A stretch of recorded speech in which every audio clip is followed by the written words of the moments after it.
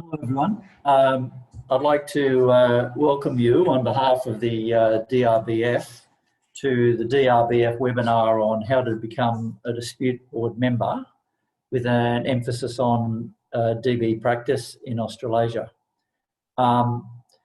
There are today two presenters, that's myself and Ron Finlay. I'll give you a bit of background about Ron.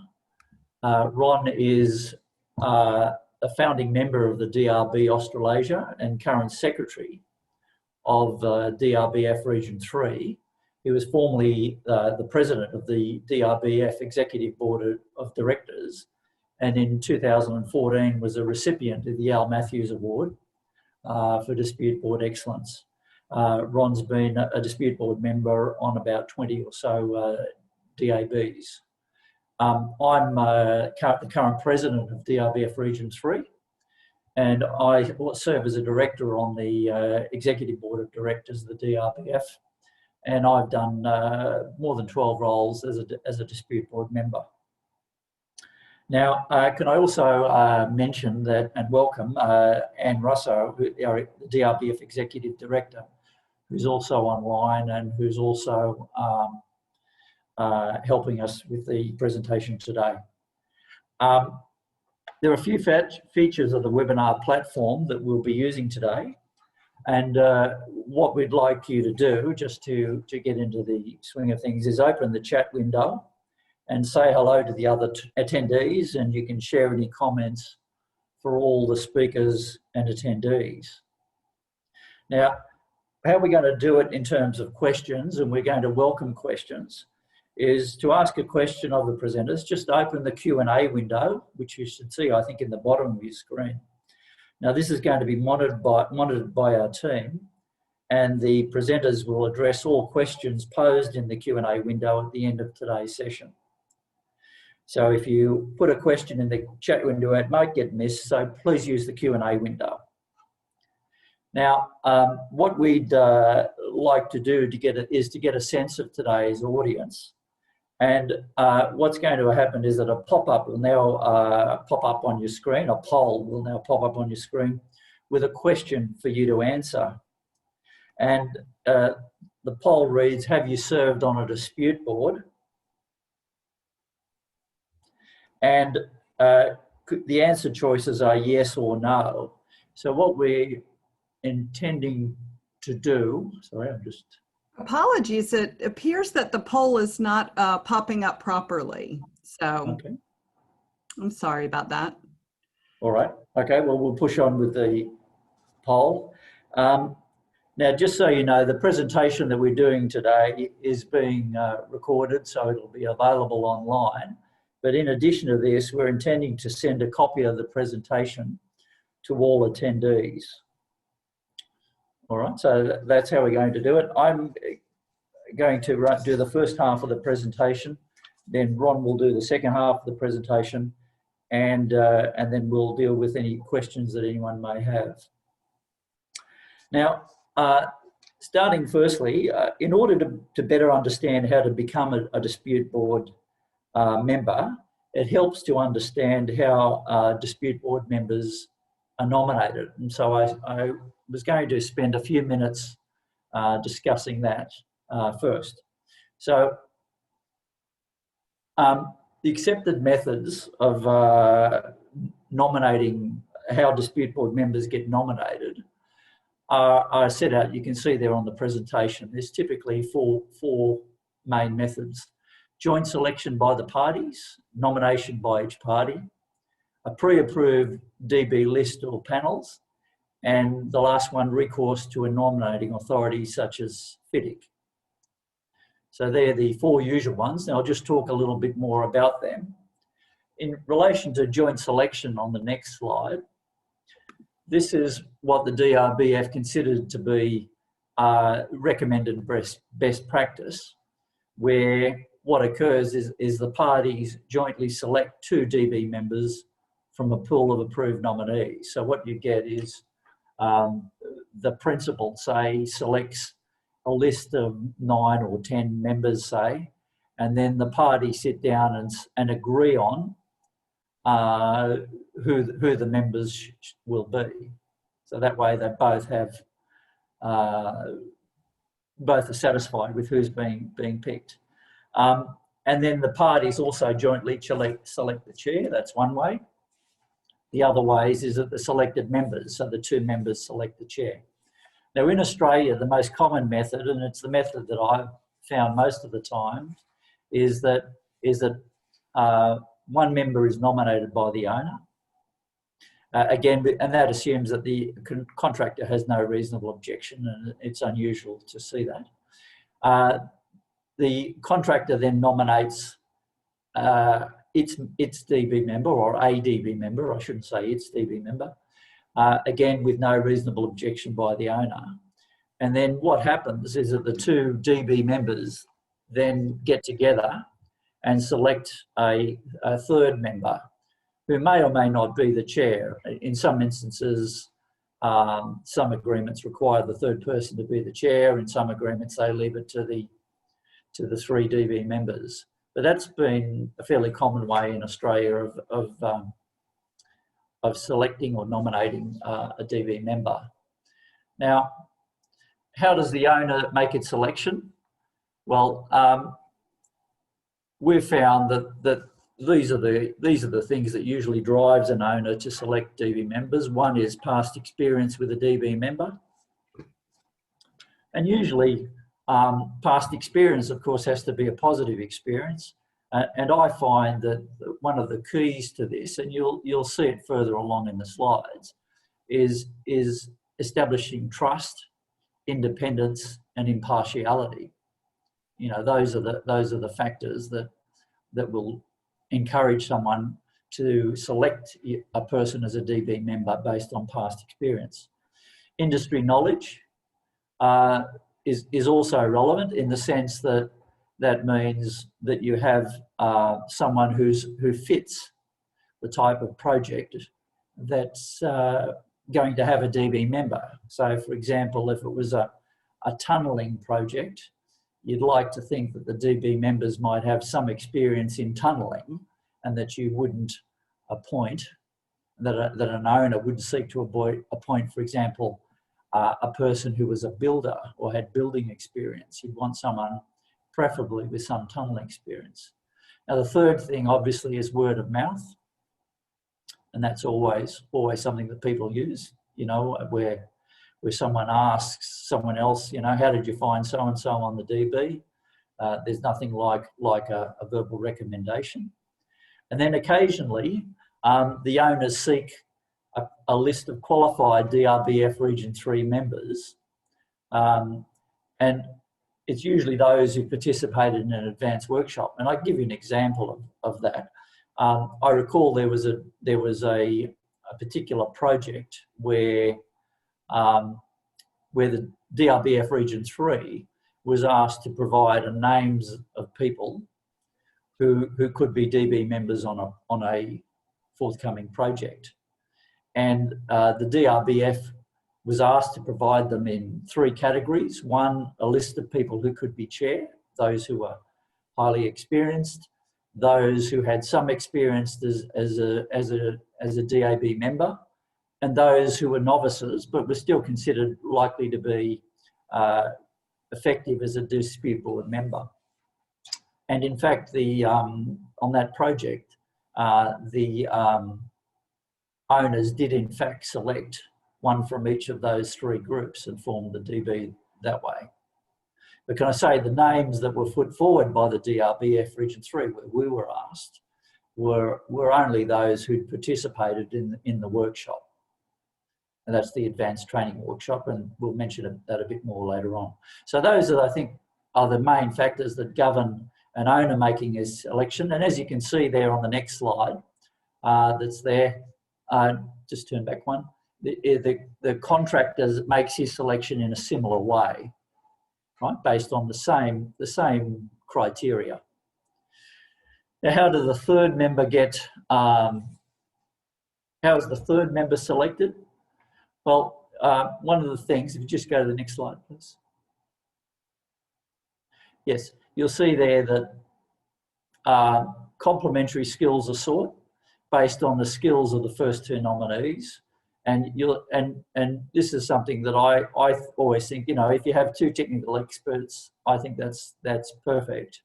But I also think, this is my personal preference, that the third member should have some legal or governance skills to bring to the table. And I think that having the right mix of dispute board members is important. And so when if the two members are sitting and they're going to nominate a third, they should try and bring someone in with the appropriate skill set to round off the dispute board. Of course, knowledge of the experienced DB nominees is also a factor in selecting the third member. And one of the things that the DRBF likes to push is the opportunity to blood a new or less experienced DB member. So very often where there's a three-person board and you have two experienced members, it's recommended that you bring in someone new or who has less experience as a dispute board member in order to train them up. Again, trying to keep the right mix of experience and skills. And then the thing that has to happen, of course, is that once a third member is selected, is that it goes back to the owner and the contractor for their approval. They have the last say to see if they have any particular objections. Now, the other appointment methods that we have are some owners pre-select and nominate a list up to 10 or 12, say, members, pre-qualified DB members, generally from whom the contractor selects 3. So I'll give you an example where that happened on the Woolgoolga to Ballina project, where there were multiple contracts, multiple dispute boards. They were all only one-person dispute boards, but there was a pre-qualified list of about 9 DB members, and the contractor simply had to select whichever person they preferred from that list, and then that person became the DB members. And there's no reason why you can't do it with a greater number of persons. Now, some owners pre-select and nominate a list of qualified DB member specialists in 3 columns, and you select one from each. And I've already given you an example of a slightly different one to this slide, where they selected someone with experience as a chair, less experienced, but still pretty experienced, and a novice. They can also do it on different criteria. And again, that's a pretty useful thing in order to achieve the right mix, because having the right mix on a dispute board, I think, is pretty fundamental to its success. Now, what I wanted to turn to, which is really the substance of today's webinar, is the 10 steps to becoming a DB member. And if you go to the next slide, you'll see that there's 10 steps are listed there, starting with passion for dispute forwards, going all the way down to right time, right place. And I'm going to speak about the first 3 of those, and then I'll hand over to Ron, who'll do a presentation about the remaining stages. Now, the first step to becoming a DB member is having a passion for dispute boards. Now, it's easy to achieve an ambition. If you go to the next slide, please. It's easy to become a DB member if you have a passion for the subject matter. Having or developing a passion for the use and practice of dispute boards, I think, is fundamental. I mean, I take the opportunity to promote dispute boards at every opportunity. And I can give you an example. It was where I was acting as a mediator in a matter. And it was clear to me that what was needed was a dispute board in order to resolve ongoing disputes. And I discussed it with them as part of the mediation. And ultimately, the matter that was being mediated settled, and then they appointed a dispute board, a one-person dispute board. After that, it wasn't me. I didn't really care. I was just happy to promote dispute boards, and I do so at every opportunity. And I think that selling it, taking the time to sell a dispute boards, helps you to put yourself in people's minds, and is a pretty effective way of becoming a dispute board member. Now, the second step in becoming a dispute board member is training. And it's important that a dispute board practitioner understands both the theory and practice of the operations of a dispute board. And attendance at the advanced training workshop is highly recommended. I can tell you that until I attended the workshop, it was way back, I think in 2008, I was really struggling to understand the theory and the practice, but I was significantly assisted by it. Now, I would just mention that there is an advanced training workshop being held in 2 weeks' time on the 22nd and 23rd of September this year, and there are a few vacancies if anyone is interested in attending. And as I indicated before, I think that in order to get, when we get inquiries about who you should recommend as a dispute board member, one of the things that we take into account in putting names forward is whether or not they've attended or completed an advanced training workshop. So I'd certainly recommend it to anyone who hasn't already done it. Now, the third step, and this is an important one, is the personal profile, your own personal profile. In order to be selected by word of mouth or industry recognition, it requires a reasonable profile in the industry. And that obviously takes time and effort. It takes time, firstly, in the sense that you need to have a track record. And then it takes time and effort in terms of trying to gain selection as a dispute board member. But steps you can do to raise your profile are fairly key. One of the things that is unhelpful is if you're seen as being a contractor's advisor or an owner's advisor. You really have to be independent and impartial. And people have to be able to trust you. And if you convey, though, that you're with the contractor or you're with the owner, that's a pretty bad look, and you'll struggle to get work. Even-handedness is the same as being independent and impartial. It's an important attribute.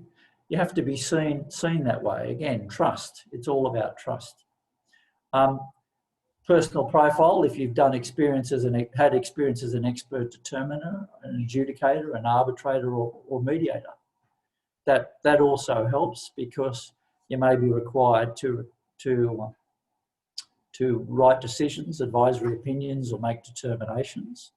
And showing that you're able to write a cohesive report as an expert determiner, adjudicator, arbitrator or mediator, a fair one, that is a balanced decision, will obviously help people to decide when they're considering who to nominate. And as I've said it before, and I keep coming to it, a positive reputation, on the next slide, as an open, honest communicator that can provide constructive, timely questions and assistance for the benefit of the project is essential. You're there to help. You're the breaker. You're there to break the chain when people are locked in an issue that they can't resolve. You're there to help them resolve it. Right? Now, being a former employee or a contractor, being a former employee of a contractor or an owner is a perception sometimes which takes some time to work through, and often a 3-year gap is required. What happens is that when you get nominated or asked to nominate, you're often required to make a disclosure. You provide a disclosure statement that says, I haven't worked for these people, for this contractor, for 2 or 3 years, or whatever it may be. I've got no connection with the project and I have no interest in the outcome. But if you have, it can be a problem, and it usually requires a gap in time. Now, if you're working for a larger consulting firm,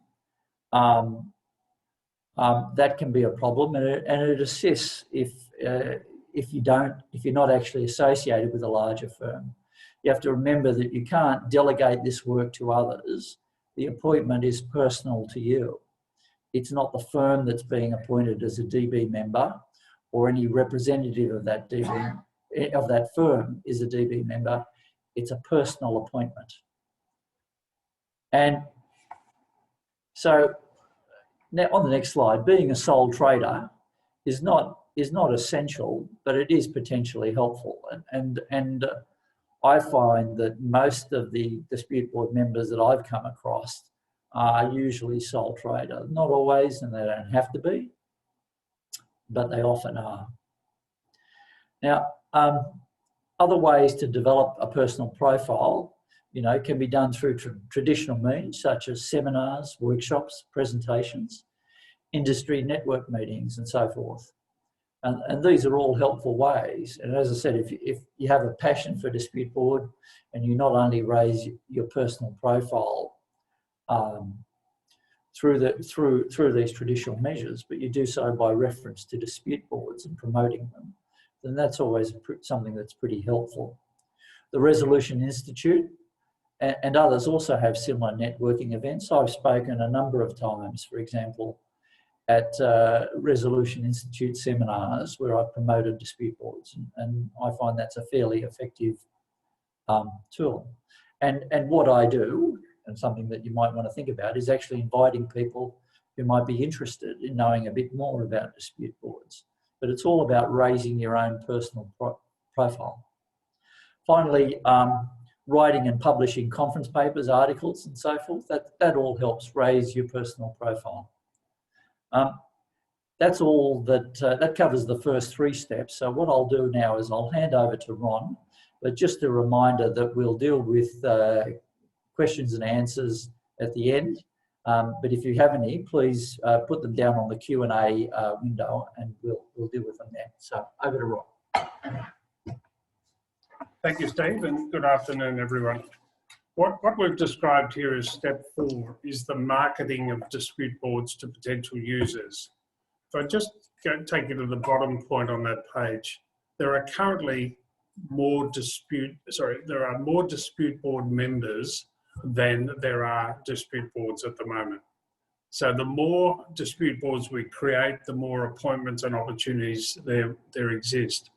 And this is a major point that we as an industry organisation are trying to promote.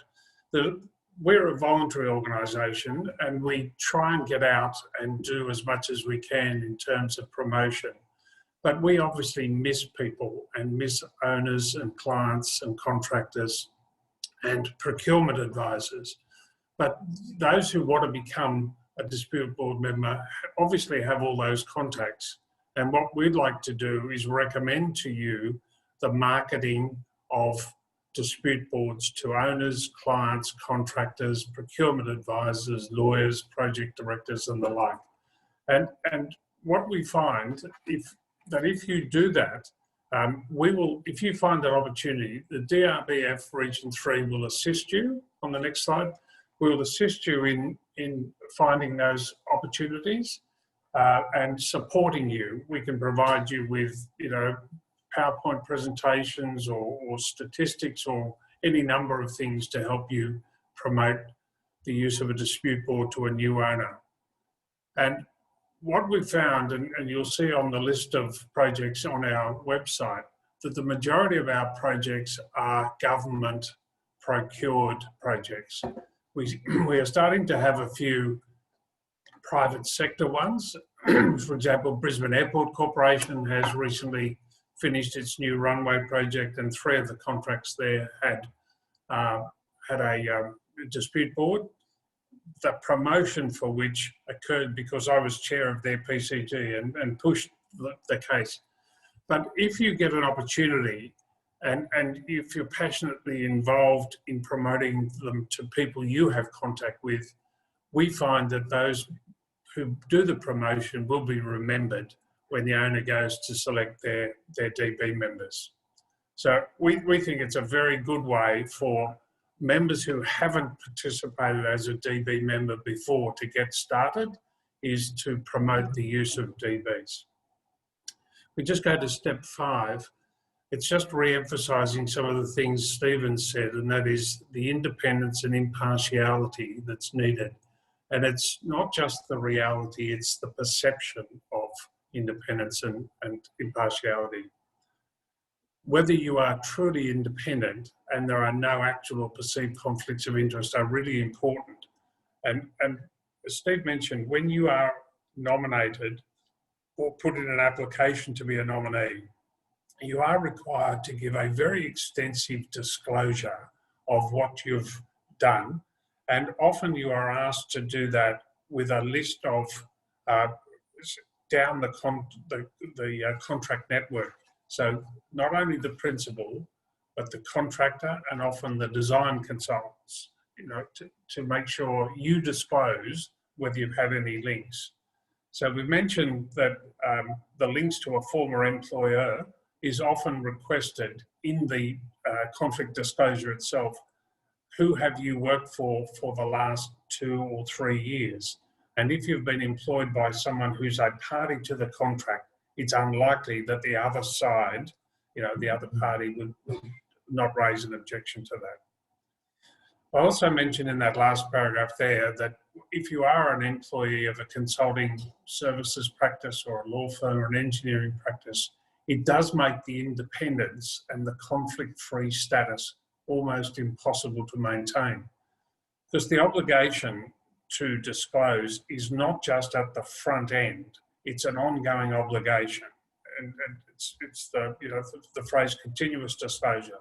You are required throughout the course of a project where you're a DB member to disclose whether you have any conflicts or, in the case we recommend, even the perception of conflicts. So being known as an independent and not as an owner's representative or a contractor's representative is significant.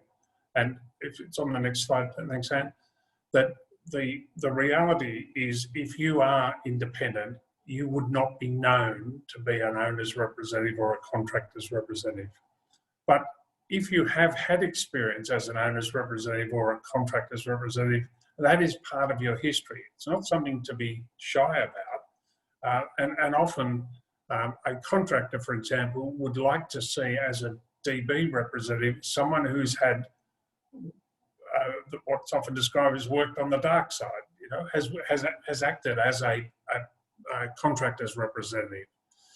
So as mentioned there, you are required to give some declaration of your associations or work assignments from the parties to that particular project within the last 3 years and can be assessed negatively.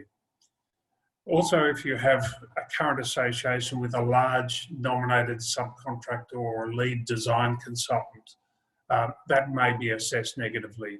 But it's all about disclosure. And because, as Steve keeps emphasising, and I do too, the building of trust is the real key to maintaining a long-term relationship as a DB member.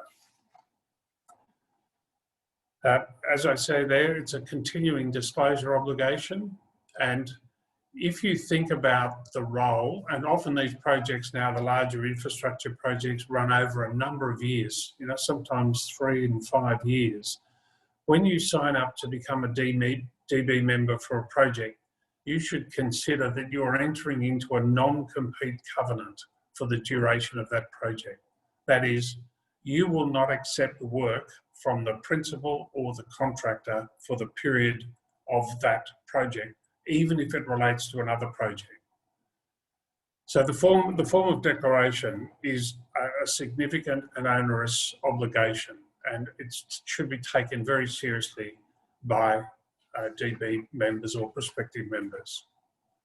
So next in step 6, we touched on this earlier, but having experience in the industry can be very important. Whether that experience is as an engineer, a contractor, a lawyer, consultant, or the like. And it may be appropriate for you to tailor your CV when you're putting it forward to emphasise the experience that relates to the particular industry in which that forthcoming project is to operate. For example, Brisbane Airports Corporation, when it was setting up a DB for the dredging contract, a multi-million-dollar dredging contract for the new runway, they wanted an expert in dredging. And so they identified a number of consultants, mostly independent consultants, who hadn't been a DB member before, but who were unconflicted. And they provided in their tender documents a list of, I think, 4, from which the contractor was asked to choose one. That selected DB member is still a member of DRBF today and has pursued other opportunities as a result of his experience there. If I move on to step 7, which is to know your industry sector. And for example, Steve mentioned tunnelling, but roads and rail are other examples of the types of sectors we're talking about. You should keep up to date with the developments that are occurring in your sector.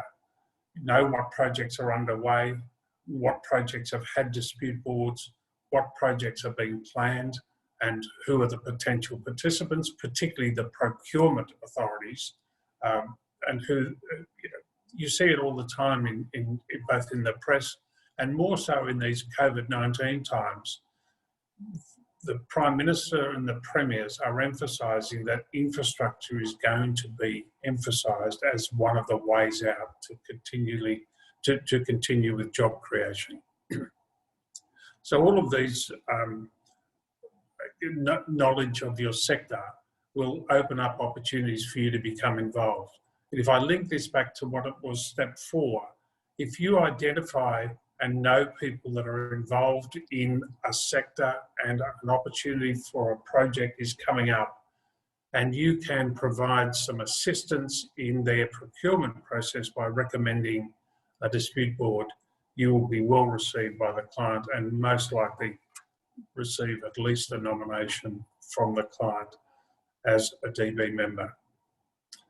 In step 8, we're recommending that you also get involved with your local DRBF group or chapter to understand the opportunities and to help increase your profile. As Steve mentioned, we have in the international world, we've got 3 regions. Region 1 is North America, Region 3 is Australia and New Zealand, and Region 2 is the rest of the world, although a new Region 4 for Latin America is likely to be coming in the near future. If you are a DRBF member, we'd like you to volunteer to provide a role on a committee, to provide a one-off role promoting a DB for a project for a client, and otherwise to make yourself known and available. We've later in this presentation, which you will have sent to you, the list of the executive board members and their contact details are set out there so that you can contact any one of those that you know, or obviously Stephen and myself. The next step is the nomination by dispute board nominees. And we've found this to be a very successful process, because it's like a lot of things in life. How do I get experience? How do I get a job when I need to have had experience? And what we've recommended, and it's occurred now on many occasions, that and I say this, that sometimes a contractor thinks that nominating a dispute board member is a selection criterion in itself for the job. That's not the case, but that doesn't stop contractors tending to nominate experienced DB practitioners. And the owners also tend to nominate a DB practitioner. So if that occurs and you've got 2 experienced DB practitioners, then we strongly encourage those 2 DB members to nominate a less experienced or inexperienced 3rd member. And then, as we say, subject to the owners and the contractors' approval. But in our experience, the owners and contractors have been very willing, based on the recommendation by the 2 experienced DB members, and one of those 2 DB members can therefore remain as, or to be appointed as the chair. We do get little pushback from owners and contractors when we do this. Next slide, thanks, Anne. Back in 2012, one of our Transport Authority's chiefs was at our international conference in Sydney, and he used the phrase expanding the dispute board member gene pool, which is we've taken to heart, and we are actively encouraging that. Today, Region 3 has some 77 members on our books, and I've been through the list in the last couple of days. Approximately half of them are practicing as dispute board members, either a lot or some of the time. And we would like to make that number go from 50% to 100%. So looking at these 10 steps we've provided for you today is we think, a way of doing that. Similarly, that if a sitting DB has a member that needs to resign for health or other reasons, which causes a vacancy, then again, the parties are likely to be willing to appoint a less experienced DB member as their first assignment, especially if the board and therefore the project is already running smoothly. So if I move then to step 10, and this is really the right time, right place is the heading. But even if you've followed all of those steps, it doesn't guarantee success. Appointments involve an element of luck and being in the right place at the right time. And to do this, you should become ready to respond to an invitation or to an opportunity at short notice. And one way of doing that is have your Relevance CV always kept up to date, and you'll find there's a reasonably common form of declaration of associations and interests for government, certainly government projects. And you should have a draft of that prepared so that you can quickly tailor it when the opportunity arises for you to put forward your nomination. So if you just move quickly through the next slides, Anne, we've left in here the contact details. There's Stephen Goldstein as president, myself as secretary, and the rest of the executive board members are set out there. So if you don't know anyone that's on that list and you want to reach out, then please reach out to Stephen or myself, and we'll help you in one way or another to answer a question after today, or if you want to seek any further information on any of the issues that we've talked about today. So there's our Region 3 website and the email address for our administration officer. So I'll pause there and we'll just open it up for any questions. I'll hand over to Steve.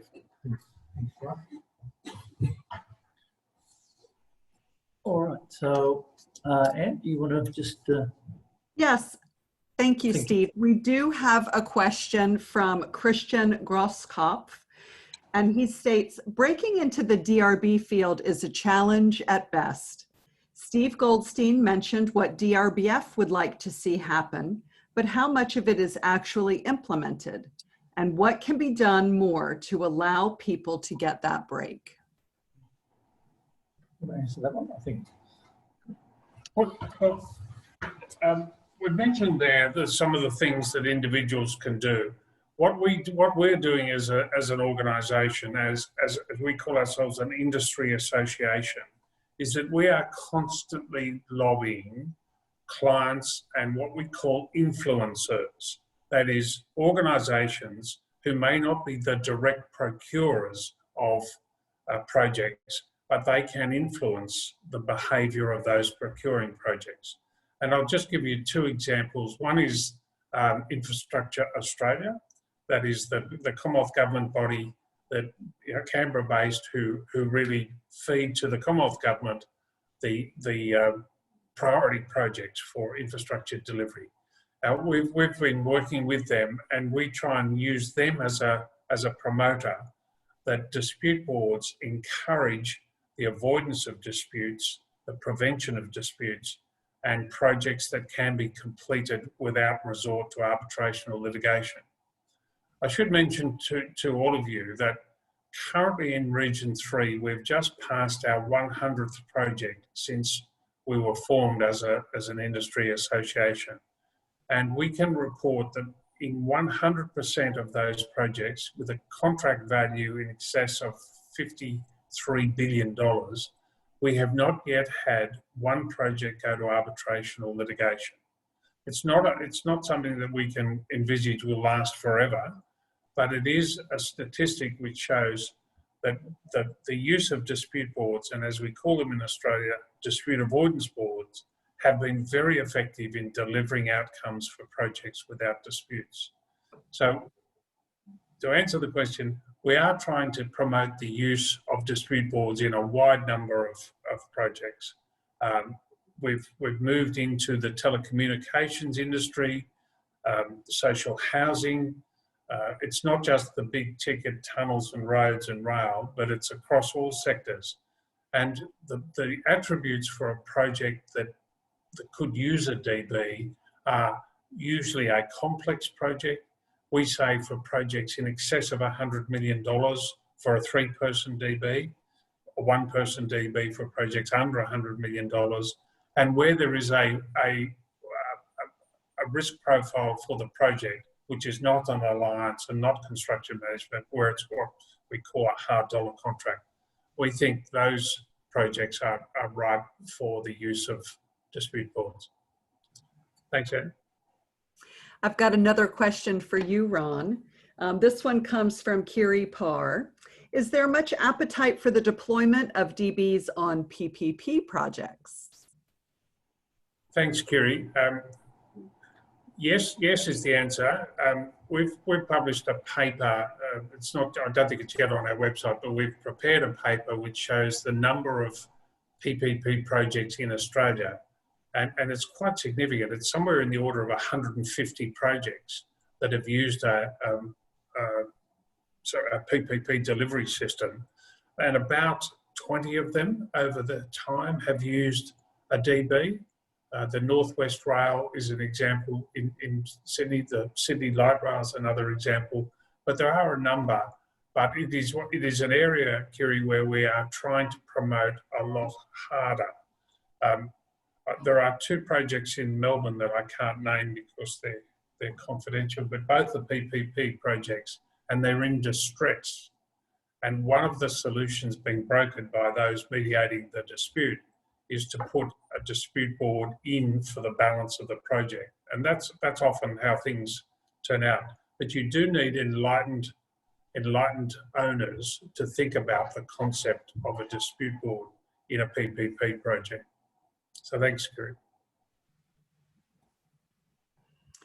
Very good. I wanted to share one idea, and that is when folks are given the opportunity to participate in conferences, webinars, and other industry events where dispute boards might be on the docket, it's a good opportunity to connect with the Region 1 board or the region that you're in for the latest statistics, case studies, and information that can help reinforce the message that you're sending. And also to let Ron, as Secretary of Region 2, know about that so that it can be included in newsletters that go out to DRBF members to help spread the word and encourage more participation. Good, thanks, Anne. Are there any other questions? No other questions? We'll keep it open for another moment if anyone would like to type something into the Q&A.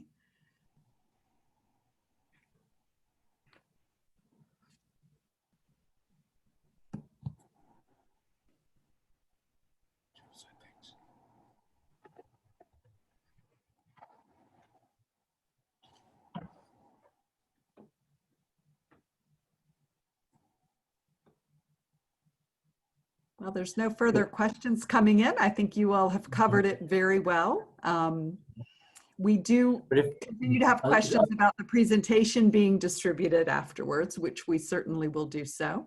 Steve, did you want to say some concluding remarks? Yeah, I was just going to say that if anyone would like to ask any questions separately or outside the webinar, then please feel free to contact me or to contact Ron or any of the other members, you can do that via the email addresses. We're always happy to answer your questions that anyone has and to try and help everyone become a DB member. In conclusion, can I thank everyone for signing in today? Thank you for your participation. I see there's been a number of chats and so forth, and the questions have been helpful.